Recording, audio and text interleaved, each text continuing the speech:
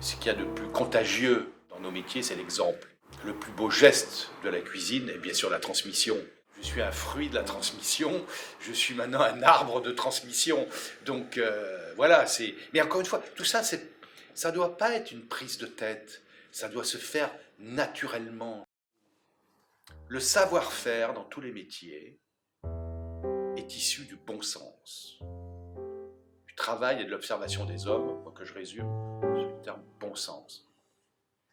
Donc voilà, surtout, le bon sens c'est quelque chose de naturel.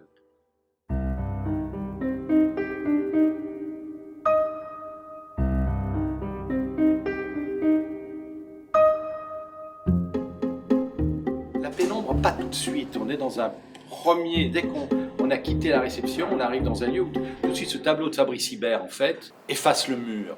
C'est une route, une perspective de route.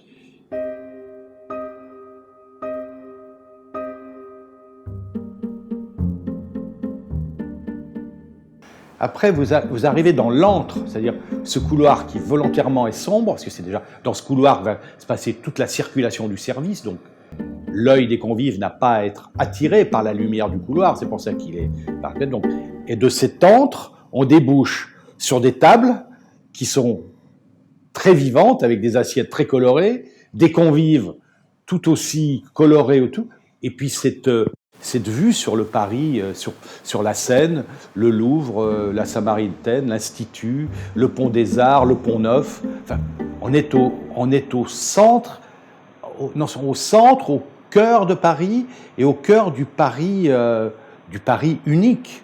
Des vues spectaculaires, il y en a partout sur la planète. Vous êtes au 50e étage d'une tour à New York, Dubaï, Hong Kong ou Tokyo. La vue est bien sûr spectaculaire, mais elle n'est pas unique. Alors qu'ici, lorsque vous regardez par l'une des 11 fenêtres, vous êtes à Paris. Et Paris est identifié tout de suite. Et puis pour les convives qui souhaitent vraiment regarder, je dirais, le rythme, au-delà de toute la vue en général, mais s'il veut vraiment s'attacher au premier plan, avec la Seine, les bouquinistes et les promeneurs, il y a un rythme de flânerie dans ce lieu de Paris.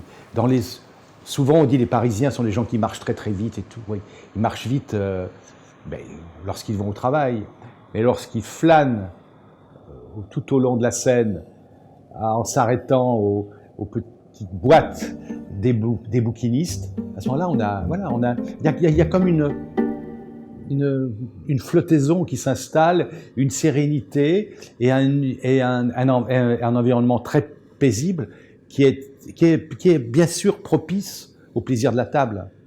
Inconsciemment, vous mettez l'équipe en état de faire du beau. Et en plus, nous, non seulement on doit faire du beau, mais on doit surtout faire du bon. Vous regardez par la fenêtre ici. Tout à l'heure, j'ai demandé à Alexandra de se bouger un peu. Elle épluchait des salsifis face à un mur. Je lui dis simplement, si tu te déplaces de 50 cm, tu vas le faire avec la vue.